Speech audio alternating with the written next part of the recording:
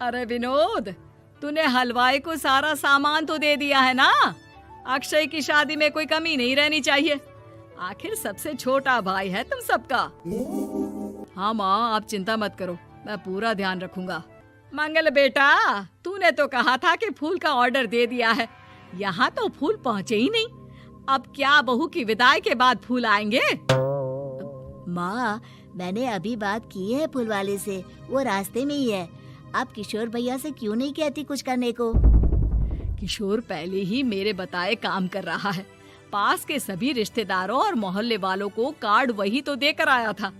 Reception के लिए hall भी उसी ने बुक किया था। टेंट कुर्सी वालों को भी तो वही देख रहा है। पर कई मोहल्ले वाले तो हमारे भरे पूरे परिवार से जलते भी हैं। उन्हें बुलाने की क्या जरूरत थी? बेटा, शादी ब्याह में तो बुलाना ही पड़ता है, नहीं तो लोग क्या कहेंगे। दादी दादी देखो ना, हलवाई अंकल हमें लड्डू नहीं दे रहे, आप इनको डांटो ना। अरे चैन सुख दे देना बच्चों को लड्डू, क्यों तंग कर रहा है इन्हें? बीबी जी, मैं कहाँ मना कर रहा हूँ, लेकिन लड्डू बनते ही ये बच्चे उठा उठा कर खा लेते हैं। अरे मैं तो इन्हें थाल में रख के परोस भी नहीं पा रहा। भागो, अब कोल्ड ड्रिंक पीने चलते हैं। भागो भागो, अब कोल्ड ड्रिंक पीने चलते हैं। जैसे कि आप देख रहे हैं, आज इस घर के सबसे छोटे बेटे अक्षय की शादी है। घर में बहुत चहल पहल है। कुलभूषण की बीवी कमला को फुर्सत ही नहीं है कामों से, लेकिन कुलभूषण और घर के बाकी लोग कहाँ हैं? आइए देखते हैं। अजी, आप यहाँ आराम से बैठकर गाने सुन रहे हो और घर में अभी तक इतने काम बचे हैं करने को। अरे भाई, मेरे सबसे छोटे बेटे की शादी है, इसके बाद तो मैं अब चिंता मुक्त हो ही जाऊंगा। और फिर घर में तुम हो, बेटे बहुएं हैं, तुम लोगों के होते हुए मैं क्यों काम करूं? मैं तो शान से बेटे की शादी में जाऊंगा तैयार होकर। अरे ठीक है, अब आप आराम ही कीजिए। एक बार अभिषेक की बीवी आ जाए, फिर मैं भी आराम करूंगी और मेरी चारों बहुएं पूरे घर की जिम्मेदारियां संभाल लेगी। इतना कहकर कमला वापस अपने काम में लग जाती है। बेटा भी, तू अब तक तैयार नहीं हुआ? किससे बात कर रहा है फोन पर? तैयार कैसे हूँ? सैलून जाने से तो आपने मना किया है, क्योंकि मुझे हल्दी लग चुकी है। भाभीयों को देखो, सुबह से पार्लर में है। अक्षय की शादी हो जाती है और नंदिता बहू बनकर घर आ जाती है, लेकिन इस घर की खुशियों को मानो किसी की नजर लग गई थी। नंदिता के आने के बाद आए दिन घर की शांति भंग होती रहती। अपने माँ बाप की इकलौती बेटी को इतने बड़े परिवार की जिम्मेदारियां कहाँ संभालनी थी? अभी देखो ना, मेरे हाथों की मेहंदी भी अभी नहीं उतरी है और तुम्हारी मम्मी ने मुझे घर के कामों में लगा दिया। मैंने सोचा था कि घर की सबसे छोटी बहू होने के कारण मुझे सब पलकों पर बिठा के रखेंगे, पर यहाँ तो पलक झपकने की भी फुर्सत नहीं मिलती। देखो नंदू, शादी के पहले ही मेरे घर वालों ने तुम्हें और तुम्हारे पेरेंट्स को बता दिया था कि मैं जॉइंट फैमिली में रहता हूँ, तो फिर अब ये शिकायत क्यों? और फिर तुमसे पहले मेरी भाभी भी तो आई थी शादी करके, उन्होंने तो कभी कुछ नहीं कहा। नंदिता तब तो चुप हो जाती है, लेकिन ऐसा बहुत दिनों तक नहीं चलता।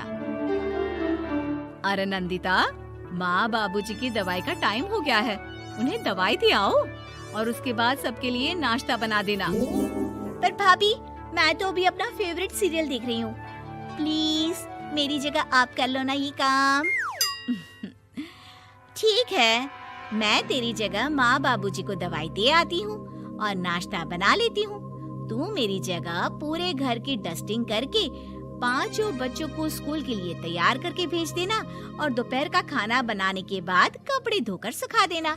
उसके बाद हम दोनों मिलकर बाजार जाकर सब्जी ले आएंगे, फिर डिनर की तैयारी कर लेंगे और उसके बाद बस भाभी, मैं माँ बाबूजी को दवाई देकर सबके लिए नाश्ता बना देती हूँ। ये भगवान, ये कहाँ लाकर फंसा दिया मुझे। मेरे घर में तो गिनती की 8 रोटियां और 2 सब्जी बनती थी और नाश्ता निपट जाता था। यहाँ तो रोटियों का ढेर और सब्जियां बड़े बड़े पतीलों में बनानी पड़ती है। नाश्ता बनते बनते लंच का टाइम हो जाता है और लंच बनते बनते डिनर का। अभी मुझ में तुम्हारे पूरे परिवार का नखरा उठाने की और ताकत नहीं बची। मैं ऐसे नहीं रह सकती। अरे तो क्या चाहती हो तुम? मुझे अलग रहना है बस। तो ठीक है, हम कल ही शिफ्ट हो जाएंगे किराए के घर में। इतना बड़ा घर होते हुए हम किराए पे क्यों रहेंगे? ना जी ना, घर में ही दीवार खड़ी करो अपने हिस्से के आगे। घर के साथ साथ घर की खुशियों में भी दीवार खींच जाती है। ऐसे ही कई महीने बीत जाते हैं और नंदिता माँ बन जाती है।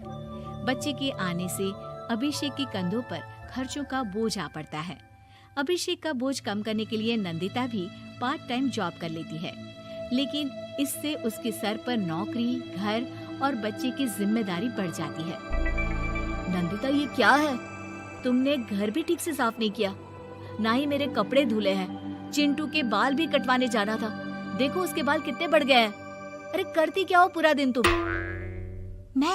मैं करती क्या हूँ? तुम्हारा नाश्ता और लंच बनाने के बाद चिंटू को डे केयर सेंटर पर छोड़कर आती हूँ, फिर खुद ऑफिस जाती हूँ।